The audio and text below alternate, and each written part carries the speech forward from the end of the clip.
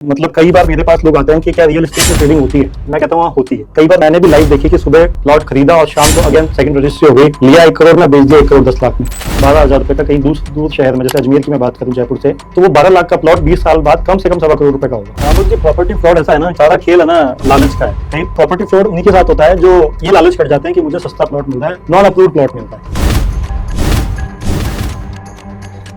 नमस्कार दोस्तों, आपका स्वागत है आज के इस सेशन के अंदर और आप देख रहे हैं रियल एस्टेट विद आरबीके। आज की बात करेंगे हम मन से, और मन की बात अपन एक ऐसे गेस्ट से करने वाले हैं जिन्होंने बहुत ही कम एज के अंदर बहुत बड़े बड़े झंडे गाड़े हैं रियल एस्टेट के मार्केट में, और उन्होंने रियल एस्टेट के मार्केट को इस तरीके से समझा है कि बड़े बड़े हस्तियां उनसे पीछे छूट गई है, और उन्होंने बहुत ही कम समय में ना केवल खुद की, अपने परिवार की और बहुत सारे लोगों की उन्होंने कैरियर बनाने में, उनके कैरियर में चार चांद लगाने में बहुत मेहनत करके और बहुत ही ज्यादा अच्छे तरीके से उन लोगों को गाइड किया है, ट्रेंड किया है, और वो आज रियल एस्टेट के मार्केट में, जयपुर के रियल एस्टेट मार्केट में एक जानी मानी हस्ती बन गए हैं। आइए स्वागत करते हैं हम एक ऐसी शख्सियत का जिनसे करेंगे हम मन की बात, उनके मन से, क्योंकि वो बहुत ही ज्यादा इमोशनल है और जो वो मन से बोलते हैं उनकी बातों को अगर आपने पूरा सुन लिया तो आपका जो रियल एस्टेट का इन्वेस्टमेंट है, अगर आप भी रियल एस्टेट के मार्केट के अंदर अपना करियर बनाना चाहते हैं और आप चाहते हैं आपके सपने पूरे करना, आपके ड्रीम्स पूरे करना, तो इस पॉडकास्ट को अंत तक जरूर देखना, क्योंकि इस पॉडकास्ट के अंदर मनीष जी ने ऐसी ऐसी बातें बताई है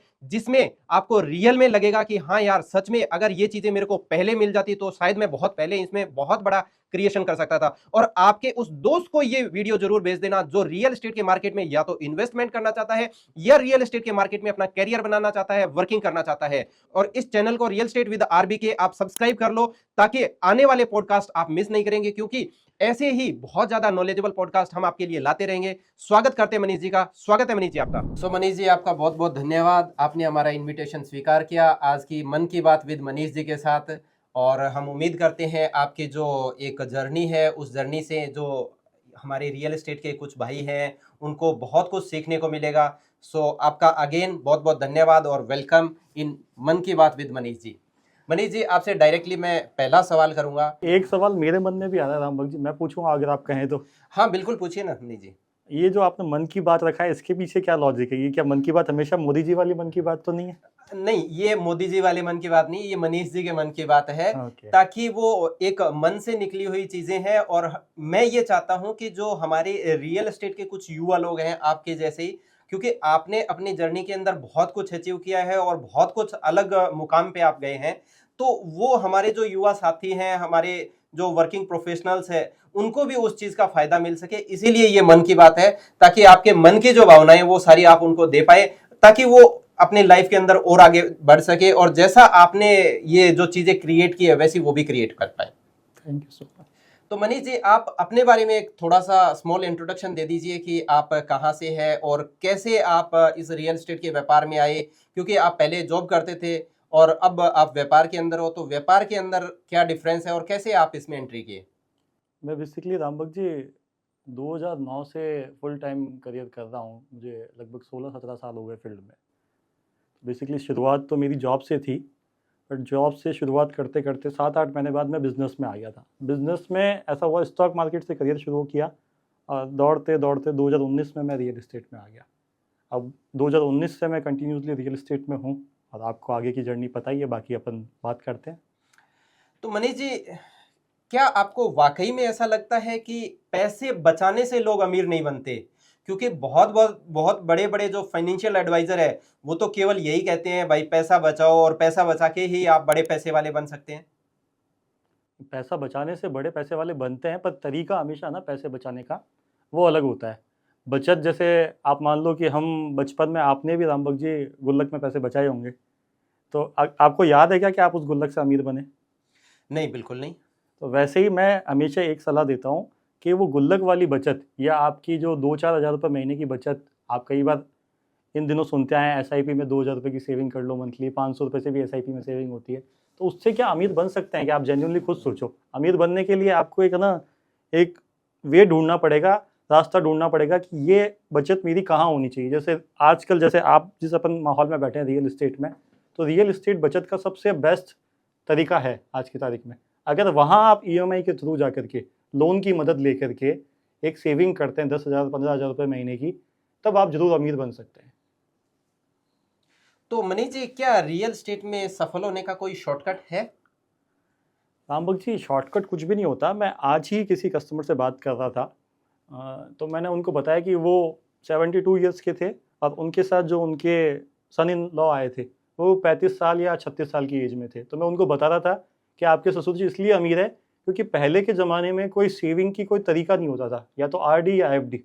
आज तरीके इतने आ गए हैं, एसआईपी, गोल्ड, बहुत सारे तरीके आ गए। तो पहले जो पैसा सेविंग होता था वो सिर्फ और सिर्फ प्रॉपर्टी में ही होता था। तो इस वजह से वो लोग बहुत अमीर हैं और उन्होंने समय का गैप दिया, इसलिए शॉर्टकट कुछ भी नहीं होता।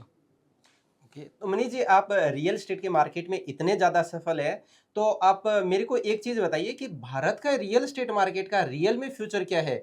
क्योंकि अपन बहुत सारी जगह पे देखते हैं कि बहुत ज़्यादा कॉस्टली अपार्टमेंट्स हो गए हैं, बहुत ज़्यादा कॉस्टली ज़मीनें हो गई है। तो अब क्या भविष्य है यहाँ के मार्केट का? ये देखो, देश काफ़ी सारे हैं।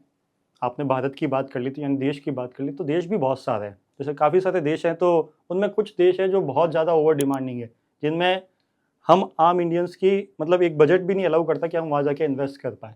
पर भारत एक ऐसा देश है जहाँ हर व्यक्ति इन्वेस्ट कर सकता है। वो अगर दिन के 2000 रुपये कमा रहा है तो भी इन्वेस्ट कर सकता है, और दिन के 20,000 रुपये कमा रहा है तो भी इन्वेस्ट कर सकता है। पर अगर आपके पास दिन की 2000 की इनकम है और मैं बोलूँ दुबई में इन्वेस्ट कर लो, तो वो पॉसिबल नहीं है। तो भारत सबके लिए परफेक्ट तरीका है इन्वेस्ट करने का, और ये बढ़ता हुआ देश है, तो इसमें ग्रोथ की संभावना अपार है। ओके। मनीष जी, क्योंकि आप जैसे बहुत सारी सिटीज़ के अंदर, जयपुर के, राजस्थान के, नॉट ओनली जयपुर, राजस्थान के भी बहुत सारे शहरों के अंदर और भारत के कई शहरों के अंदर आप वर्किंग कर रहे हैं, रियल एस्टेट मार्केट का व्यापार जो कर रहे हैं। तो कौन-कौन से ऐसे शहर हैं जहाँ पर बहुत ज़्यादा तेज़ी से ग्रोथ आ रही है, बहुत ज़्यादा तेज़ी से डेवलपमेंट आ रहा है? और अगर वहाँ पर हमारा कोई भी कस्टमर पैसा इन्वेस्ट करे, तो उसका पैसा ज़्यादा फास्टली ग्रोथ कर पाए? आप मेरे चैनल पे देखोगे हमेशा ही मैं जयपुर की ज़्यादा तारीफ़ करता हूँ। ऐसा नहीं कि मैं जयपुर में रहता हूँ इसलिए जयपुर की तारीफ़ करता हूँ। जयपुर हर तरह से रहने के लिए योग्य है रामबक जी। जयपुर में आप चाहे कल्चर देख लो, चाहे हेरिटेज देख लो, चाहे ग्रोथ देख लो, चाहे इंफ्रा देख लो, हर तरह से बढ़ रहा है। वैसे ही ऐसे कई शहर हैं अपने हिंदुस्तान में। 10 शहर में कई बार लिस्ट में मैंने कई बार बताया अपने वीडियोज़ में। अहमदाबाद ले लो आप, नवी मुंबई ले लो, नोएडा ले लो, गुड़गाँव के आस-पास का एरिया ले लो, या फिर आप हैदराबाद चले जाओ, बैंगलोर चले जाओ, पुणे चले जाओ। वैसे ये 10-12 शहर जो है ना, ये हमेशा ही ग्रोथ देंगे, और अगर आपका बजट कम है तो इन शहर के आसपास 100-200 किलोमीटर की दूरी में जो बड़ा शहर आता है उसमें आप इन्वेस्ट कर सकते हो। वहाँ पे आपको शायद 5-7 गुना कम में, मतलब 5-7 टाइम डिफरेंट टाइम में आपको इन्वेस्टमेंट के लिए ऑप्शंस मिल जाएंगे। बिल्कुल, बिल्कुल। मनीष जी, एक चीज़ मैं आपसे ये भी जानना चाहूँगा, क्योंकि जो इन्वेस्टमेंट को लेके युवाओं के अंदर बहुत सारे ऑप्शंस उनके पास रहते हैं और वो अलग-अलग तरीके से इन्वेस्ट करने की सोचते हैं। तो आपकी राय क्या है कि कहाँ पर हम इन्वेस्ट करें जहाँ पे हमें एक शॉर्ट रिटर्न मिले, जहाँ पे पॉसिबिलिटीज़ ऐसी ना हो कि भई हमारा पैसा माइनस हो जाए या डिग्रोथ में चला जाए? तो ऐसा कौन-सा निवेश है जहाँ पर वो इन्वेस्टमेंट करे और जहाँ से बेहतर रिटर्न निकल सके? रामबक जी, इसमें मैं 5-7 मिनट ले लूँ? हाँ, बिल्कुल, बिल्कुल लीजिए। रामबक जी, ये सवाल थोड़ा बड़ा गहरा है कि आपने कहा युवाओं के लिए है ना, कौन सा बेस्ट ऑप्शन अवेलेबल है या कौन सा बेस्ट ऑप्शन होना चाहिए। बेसिकली यहाँ युवा और कोई उम्र का कोई इन्वेस्टमेंट से कोई संबंध नहीं होता। यहाँ संबंध सिर्फ है कि आपका गोल क्या है, आपका लक्ष्य क्या है उस इन्वेस्टमेंट के प्रति। आपको पहले वो विचार बनाना होगा, आपका टेन्योर कितना है। मतलब कई बार मेरे पास लोग आते हैं कि क्या रियल एस्टेट में ट्रेडिंग होती है? मैं कहता हूँ हाँ, होती है। कई बार मैंने भी लाइव देखी कि सुबह प्लॉट खरीदा और शाम को अगेन सेकंड रजिस्ट्री हो गई, लिया 1 करोड़ में, बेच दिया 1 करोड़ 10 लाख में। ये कई बार ट्रेडिंग भी होती है। वैसे ही सेम ट्रेडिंग स्टॉक मार्केट में भी होती है, सेम ट्रेडिंग आप चाहेंगे तो गोल्ड में भी होती है। तो ये जो है ना, ये गोल बेस होना चाहिए, इसका टेन्योर होना चाहिए कि कब तक के लिए इन्वेस्ट कर रहे हैं आप। तो अगर आपका गोल बेस लक्ष्य से पहले से प्लान है कि अगर मुझे मेरी मैरिज प्लान करनी है बच्चों की, तो बच्चों की मैरिज के लिए कितना टेन्योर होना चाहिए आपको पता है। जैसे रामबक जी, आपके बच्चे किस उम्र में है अभी? मेरा बेटा है वो 8 साल का है और बेटी है वो 2 साल की है। तो आप उनके एजुकेशन के लिए क्या प्लान कर रहे हैं? जैसे मैं पूछूं, आपके सवाल पे मैं सवाल पूछ रहा हूँ वैसे। देखिए, ये तो भई अपन अलग-अलग तरीके से, जैसे कुछ एसआईपीज़ भी ले रखी है और 2-3 प्लॉट्स में भी इन्वेस्ट कर रखा है, ताकि क्योंकि एक जगह ही सारा इन्वेस्टमेंट क्या हो जाए। क्या तो नाम है गुड़िया का? गुड़िया का नाम है लक्ष्मी। लक्ष्मी के लिए अपन एक छोटी एसआईपी प्लॉट में इन्वेस्ट नहीं कर सकते? जैसे अपन प्लान करें कि भाई मैं आज 12,000 रुपये का कहीं दूर दूर शहर में, जैसे अजमेर की मैं बात करूँ, जयपुर से 100-125 किलोमीटर की दूरी है, पर वहाँ पे आपको पता है कि इन्वेस्टमेंट बहुत छोटे अमाउंट में हो जाता है, यानी 10,000 रुपये की EMI में आप इन्वेस्टमेंट कर सकते हैं वहाँ पे। तो लक्ष्मी 20 साल बाद आपको भी पता है कि वो जो आज इन्वेस्टमेंट आप करेंगे 10 से 12 लाख रुपए का, वो 20 साल बाद कितना ग्रोथ देगा, ये सबको पता है। बिल्कुल। अगर हम हर 5 साल में डबल की भी बात करें तो वो 12 लाख का प्लॉट 20 साल बाद कम से कम 1.25 करोड़ रुपए का होगा, कम से कम। तो ये इन्वेस्टमेंट मैं कहना चाहूँगा कि युवाओं को गोल बेस्ड इन्वेस्टमेंट जाना चाहिए। जैसे अभी हमने गुड़िया का एग्जाम्पल लिया, लक्ष्मी का एग्जाम्पल लिया, वैसे ही आपको अपने लक्ष्य खुद डिसाइड करने पड़ेंगे। या तो मैं बच्चे की शादी के लिए कर रहा हूँ, या खुद की रिटायरमेंट के लिए कर रहा हूँ, या और कोई गोल है मेरा, तो टेन्योर फिक्स होगा तो युवा क्या, कोई भी व्यक्ति अपना इन्वेस्टमेंट सही जगह कर पाएगा। बिल्कुल मनीष जी, बिल्कुल। मनीष जी, जैसे ज़्यादातर जो राजस्थान के लोग हैं उनको ये लगता है कि जयपुर में इन्वेस्टमेंट तो करना ठीक है, लेकिन मैंने कई बार आपसे सुना है कि अजमेर शहर भी ग्रोविंग है, डेवलपमेंट है। तो आपको क्या लगता है कि अजमेर शहर के में या अजमेर शहर के आसपास भी हम प्लॉट लें तो वो आने वाले समय में कितनी ग्रोथ पॉसिबल है, कितना का चीज़ें पॉसिबल है, जहाँ पर वो मेरे गोल है या जो हमारे ऑडियंस सुन रहे हैं उनके कुछ गोल्स है, क्या वो फुलफिल कर सकते हैं? अजमेर शहर में है इतनी कैपेबिलिटी? आप देखेंगे तो शहर में है ना एक डेवलपमेंट अथॉरिटी काम करती है। जैसे जयपुर में आपने कहा कि JDA काम कर रहा है, तो अपने राजस्थान में कुछ 3 या 4 शहर हैं जिनमें ये डेवलपमेंट अथॉरिटी काम कर रही है। जैसे जयपुर में JDA काम कर रहा है, जयपुर डेवलपमेंट अथॉरिटी। कोटा में KDA काम कर रहा है। वैसे सिर्फ एक तीसरा शहर और है अजमेर, जहाँ डेवलपमेंट अथॉरिटी प्लानिंग के साथ काम करती है। वो रोड इंफ्रा फ्यूचर की प्लानिंग के साथ काम करती है कि 15 साल बाद मेरा शहर कैसा होगा। तो वहाँ ग्रोथ की संभावना नो डाउट है ही है, उसमें कोई संदेह ही नहीं है कि नहीं है। और बड़े शहर के नज़दीक कोई छोटा शहर है तो वो एक टाइम के बाद बड़ा शहर बनता ही बनता है, क्योंकि आप देखेंगे ना कि ये पूरा जयपुर वेस्ट की तरफ बढ़ रहा है और अजमेर है ईस्ट की तरफ बढ़ रहा है। तो दोनों शहर आपस में मिल रहे हैं और बीच में जो कड़ी जोड़ दी है किशनगढ़, वहाँ पे भी एक आप देखेंगे तो इंटरनेशनल एयरपोर्ट है। तो दोनों शहर जब आपस में मिलेंगे तो अच्छे रिटर्न्स की संभावना है नो डाउट बनती है। अगर आपका टेन्योर 15-20 साल का है या 10 साल का है, विजन आपका लंबा है, कम से कम 5 से 6 साल का विजन है, तो आपको अजमेर जाना चाहिए। कम अमाउंट में एक बड़ी रिटर्न्स की संभावना बन जाती है। जी बिल्कुल बिल्कुल बिल्कुल मनीष जी। अच्छा मनीष जी, जो हमारे कुछ नए लोग हैं जो प्रॉपर्टी के मार्केट के अंदर पहली बार इन्वेस्ट कर रहे हैं, तो उनके मन के अंदर एक बहुत बड़ा कन्फ्यूजन रहता है कि भाई मैं रेजिडेंशियल के अंदर इन्वेस्ट करूं या कॉमर्शियल के अंदर इन्वेस्ट करूं, क्योंकि ये कन्फ्यूजन ज़्यादातर लोगों के मन में आता है। तो हमें किस में इन्वेस्ट करना चाहिए, रेजिडेंशियल में इन्वेस्ट करना चाहिए या फिर कॉमर्शियल में इन्वेस्ट करना चाहिए? वही सेम बात गोल बेस की है, आपका बजट क्या अलाउ करता है। कमर्शियल चीज़ हमेशा थोड़ी सी महंगी आती है अकॉर्डिंग टू रेजिडेंशियल। आप देखेंगे कि क्योंकि इसमें रिटर्न्स होते हैं, इनकम होती है, वो भी वैसे ही जनरेट होती है। जैसे रेजिडेंशियल की जो इनकम है वो 3% 4% है किसी भी शहर की, और कमर्शियल में ये रिटर्न 7-8% तक जाने की संभावना रहती है। तो वहाँ इन्वेस्टमेंट भी बड़ा हो जाता है। तो आपको वो डिसाइड करना पड़ेगा कि आपके पास वो फंड्स अवेलेबिलिटी है क्या। अगर मान लो आपके पास वो फंड्स अवेलेबिलिटी नहीं है कमर्शियल के लिए, तो आप बड़ी सेक्टर रोड पे जैसे 60 फीट 80 फीट या 100 फीट पे आप रेजिडेंशियल प्लान कर सकते हैं, जो भविष्य में आपको ग्रो देगा और कमर्शियल वाले बेनिफिट्स देगा। तो वो आपका कन्फ्यूजन। और रही बात रेडी टू मूव कमर्शियल, तो उससे बेस्ट कुछ नहीं है। अगर आपका बजट अलाउ करता है, रेडी टू मूव कमर्शियल है, तो आपको जाना चाहिए। उससे आपकी रेंटेड इनकम भी आएगी और पैसा भी ग्रो करेगा। अच्छा मनीष जी, जो नए इन्वेस्टर्स है या जो फर्स्ट टाइम इन्वेस्टर है, उनके मन में एक जो डर है वो हमेशा बना रहता है।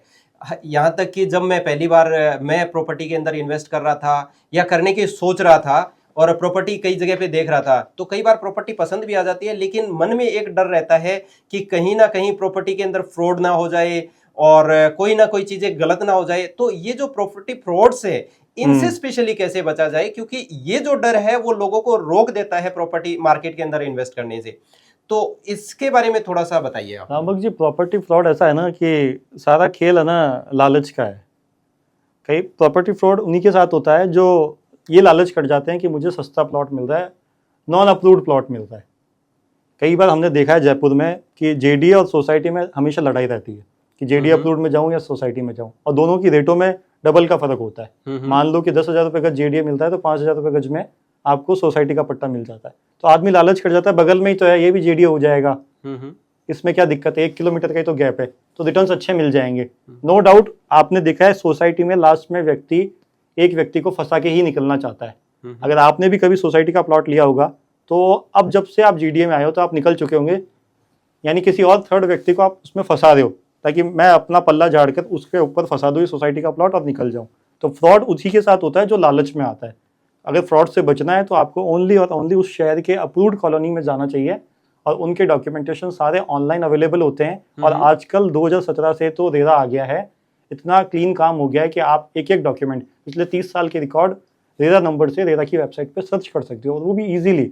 और आप प्लॉट लेने जाओ तो ब्रोकर से ना लेके रेरा रजिस्टर्ड एजेंट से लो, क्योंकि रेरा जो रजिस्टर्ड एजेंट होता है वही व्यक्ति सही जानकारी रखता है। कई बार लोग सोचते हैं कि ब्रोकर और एजेंट में क्या फ़र्क है, रेरा एजेंट में क्या फ़र्क है। तो उसने वो एजुकेशन करी है, वो एजुकेशन के आधार पे चीज़ें बेच रहा है, और वो सिर्फ अपनी कमाई के आधार पे अपना दिनचर्या निकालने के लिए या अपना रूटीन के खर्चे निकालने के लिए प्रॉपर्टी बेच रहा है। दोनों में इतना फ़र्क है, तो प्रॉपर्टी में तो बहुत फ़र्क आना ही आना है।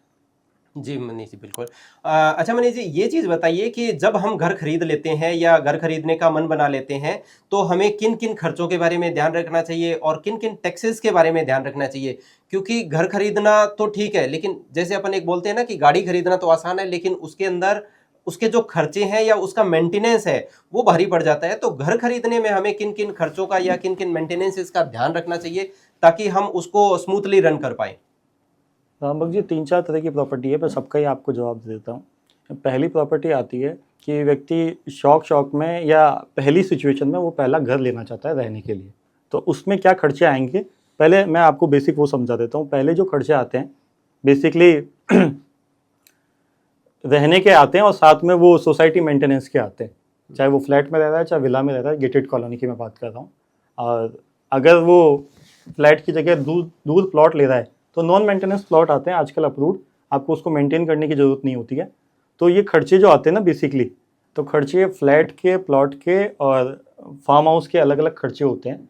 तो वो खर्चे आपको उसके आधार पर देखने होते हैं। कई बार हम क्या करते हैं कि हमें पता है कि हम प्रॉपर्टी चेंज करेंगे, बट हम उस पर एक्स्ट्रा ऑर्डनरी खर्चे लगा देते हैं। जैसा मेरे आज एक कस्टमर से बात हो रही थी, उसने एक लैंड खरीदी और वो लैंड जो थी वो फार्म हाउस के लिए थी, और कोई कारणवश वो 2 साल बाद उसको फार्म हाउस बेचना पड़ गया। पर उस 2 सालों में वो प्रॉपर्टी तो बहुत सस्ते की थी, पर उसने वो फार्म हाउस पर डेवलपमेंट पे 52 लाख रुपए लगा चुका था। अब वो फंस गया कि मैंने 52 लाख भी लगा दिए और उस पर रिटर्न भी नहीं मिलता, क्योंकि लैंड की वैल्यू 52 लाख नहीं थी। तो वो खर्चे हमेशा बचने चाहिए। बाकी अदर खर्चों की मैं बात करूँ तो टैक्सेस होते हैं, वो गवर्नमेंट के फिक्स होते हैं, तो उसमें कोई डरने वाली बात नहीं। वो पहले से आपको जो प्रॉपर्टी खरीद रहे हैं वो सबके अलग अलग होते हैं। कई बार आपको बिना टैक्स के ऑलरेडी फिक्स रेट पे भी आजकल बाजार में चल रहा है। तो इन सब चीज़ों को पहले से ही डिस्कस कर लेना है। जो आप जिसके साथ प्रॉपर्टी विजिट कर रहे हैं उसके साथ पहले प्रॉपर्टी खरीदते समय ये सारी चीज़ें, बातों का ध्यान रखें, लिख करके चलें, फिर उसके अकॉर्डिंगली आप डिसीजन लें ताकि आपको आगे जाके दिक्कतों का सामना ना करना पड़े। बिल्कुल मनीष जी, आपने बहुत सारी जानकारी है जो लोगों को जानकारी के अभाव में इन्वेस्टमेंट नहीं कर पाते हैं उसके बारे में अच्छी जानकारी दी। अच्छा, जैसे क्योंकि ये मन की बात मनीष जी के साथ में है और हमारा भारत है, युवाओं का देश है, तो आप हमारे युवाओं के लिए स्पेशली क्या संदेश देना चाहेंगे उसके बारे में थोड़ा सा हमें बताएं। मेरा संदेश ये है कि पहले जब भी आपने भी कहा कि मैं अपनी पहली प्रॉपर्टी खरीद रहा था, तो आपकी उम्र क्या थी रामभक्त जी? मेरी उम्र लगभग 30 साल। तो बस मेरे साथ यही संदेश है कि रामभक्त जी ने कहा कि आज वो रियल एस्टेट सेक्टर में है। पहली प्रॉपर्टी वो 30 साल की उम्र में खरीद रहे थे। हम पहली प्रॉपर्टी 18 साल या 19 साल में क्यों नहीं खरीद सकते? जब आप वोट दे सकते हैं रामभक्त जी 18 साल की उम्र में, तो प्लॉट क्यों नहीं खरीद सकते? क्यों आपको वो मन में टेंशन रखनी है कि नहीं मैं प्लॉट नहीं खरीद सकता? अगर आप अपने फादर के पास जाएँ कि मैं पापा 30,000 रुपये कमाता हूँ और मैं 10,000 15,000 की EMI दे सकता हूँ, मुझे 3 या 4 लाख रुपए की मदद चाहिए, मैं ये प्लॉट लेना चाहता हूँ, ये अप्रूव्ड है, तो आपके पापा ही नहीं, आपके मम्मी ही नहीं, आपके पड़ोसी भी आपकी मदद करेंगे वो 3-4 लाख का डाउन पेमेंट देने में। एक बार आप अप्रोच करें, ये डर को बाहर निकालें। इसकी एजुकेशन आपको स्कूल में आपस में कलीग्स में, या कलीग क्या बोलूँगा, स्टूडेंट में अपने दोस्तों के साथ, अपने टीचर्स के साथ 11th-12th में ही डिस्कस कर लेनी चाहिए। इतना लंबा जाना ही नहीं चाहिए, क्योंकि अर्ली जब इन्वेस्टमेंट होंगे ना वही रिटर्न देंगे। नहीं तो आप मानो कि वो 70 साल का व्यक्ति जो इन्वेस्ट कर रहा है वो उसको क्या ही करेगा और क्या ही इंजॉय करेगा। अगर व्यक्ति 18 साल की उम्र में एक छोटा सा भी अप्रूव्ड कॉलोनी में इन्वेस्टमेंट कर लेता है घर वालों की मदद से, खुद EMI पे करके, तो वो रिटर्न्स को खुद भी इंजॉय करेगा। और 40 साल की उम्र तक आते आते जो वो डाउट है ना कि रिटर्न्स कितने मिलेंगे, वो 22 साल में इतने रिटर्न मिलेंगे जिसकी कोई हद नहीं, वो कल्पना भी नहीं कर सकता। यानी वो अर्ली रिटायरमेंट भी ले सकता है, वो 45 साल की एज में आकर के रिटायरमेंट भी ले सकता है एक सिंगल प्लॉट के रिटर्न से। बिल्कुल मनीष जी, ये तो बात आपने बिल्कुल सही बोली है कि जितना जल्दी हम कोई चीज को ले लेंगे उसको उतना लंबा टाइम, क्योंकि देखो प्लॉट एक ऐसी चीज है, प्रॉपर्टी एक ऐसी चीज है जिसको अपन लाइफ टाइम तक एंजॉय करते हैं। जब अपन एक प्लॉट खरीदते हैं, जैसे मान लो मैंने 30 साल की उम्र में जाके प्लॉट खरीदा और अगर मैं 18 साल की उम्र में खरीद लेता तो मेरा कॉन्फिडेंस लेवल, मेरा जो मोरल बूस्ट है ना वो इतना हाई हो जाता, जिसका मैं खुद, जैसे 30 साल की उम्र में मैंने खरीदा, उसके बाद सच में मैं खुद एक प्रिविलेज फील करने लगा कि यार मैंने जयपुर शहर के अंदर एक प्लॉट खरीद लिया है। और अगर मैं ये 18 साल की उम्र में खरीद लेता तो मेरे अंदर वो एक मोटिवेशन ही अलग होता, और उसके बाद में शायद अभी तक मैं और बहुत ज्यादा उसमें प्रॉपर्टीज ऐड कर चुका होता। ये बात सच में युवाओं को ध्यान रखनी चाहिए कि जितना जल्दी स्टार्ट करोगे, क्योंकि प्रॉपर्टी के लिए हमेशा एक टैगलाइन हमेशा याद रखो कि प्रॉपर्टी खरीदने में वेट नहीं करना चाहिए, प्रॉपर्टी खरीद के वेट करना चाहिए। अगर आपने प्रॉपर्टी खरीद के वेट किया तो आपकी प्रॉपर्टी आपको ज्यादा से ज्यादा रिटर्न दे पाएगी। Thank you so much Manish ji, बहुत अच्छा लगा, आपने अपने मन की बात कही, आपने हमारे युवाओं को जो संदेश दिया वो सच में वाकई काबिले तारीफ है और लोगों को सच में अर्ली स्टार्ट करने में इससे मदद मिलेगी। और मैं उम्मीद करता हूं कि जो भी लोग ये वीडियोस देखेंगे वो सच में फील कर पाएंगे कि अगर वो और जल्दी स्टार्ट कर पाते तो शायद वो और बहुत ज्यादा चीजें क्रिएट कर पाते। एक रिक्वेस्ट मैं कर लूँ आपसे? हाँ जी बिल्कुल बिल्कुल। अगर आपको ऐसे ही पॉडकास्ट या ऐसी नॉलेज भरी रियल एस्टेट की चीज़ें आपको चाहिए तो राम भक्त जी के चैनल को आज ही फॉलो करें इंस्टाग्राम पे, और यूट्यूब चैनल को भी आप सब्सक्राइब कर लीजिए। Thank you so much. Thank you so much Manish ji, thanks a lot, thank you.